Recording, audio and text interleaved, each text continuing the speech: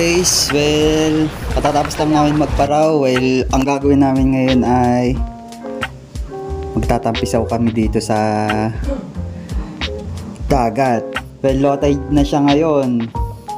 Tapos yung mga tao nandun lang sa baybayin ng dagat at nanonood to ng sunset. Karamihan dito nagse-cellphone at nagbibideo ng sunset. Kami, tapos na kami mag-overview ng sunset dahil habang nagpaparaw kami, nakikita namin yon. Then, kita nyo rin naman sa video. Yan. Maghanap kami ng spot para pag-iwanan ng gamit namin at magtatampisaw kami sa dagat. Let's go!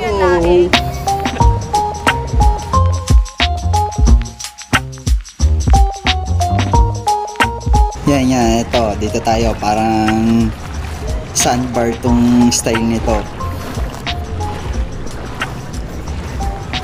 Well, ito pa rin. Kita pa rin naman yung sunset. At madami rin pa talagang tao dito.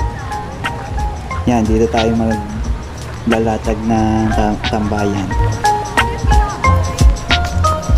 Hindi, merong ano diyan.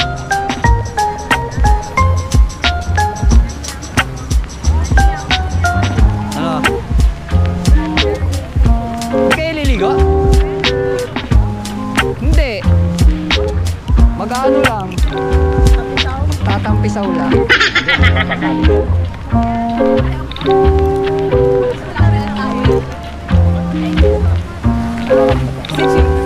Meron. Gusto na maligo na basa. Kala ko meron kaya ayaw.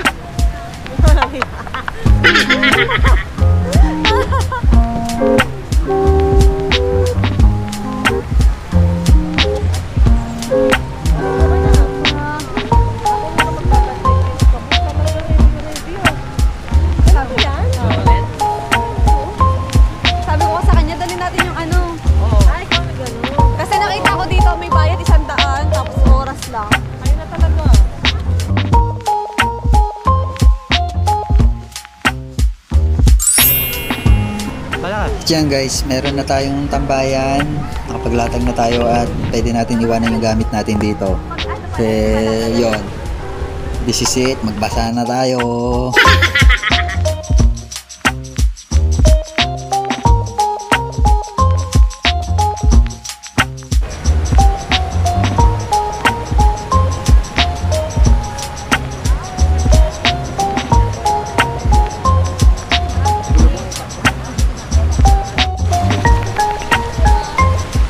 At dito nga, enjoy ko yung pagka-low tide. Napakalayo na namin dito sa Pangpang, pero mababaw pa rin yung tubig. Yan, nakakatuwa lang. Ganda ng view, diba? Well, lang masasabi ko lang dito, napakaganda sa part na to. Ang ganda ng isla, daming ilaw, then yung sunset, kita nyo naman. Ang ganda na experience dito.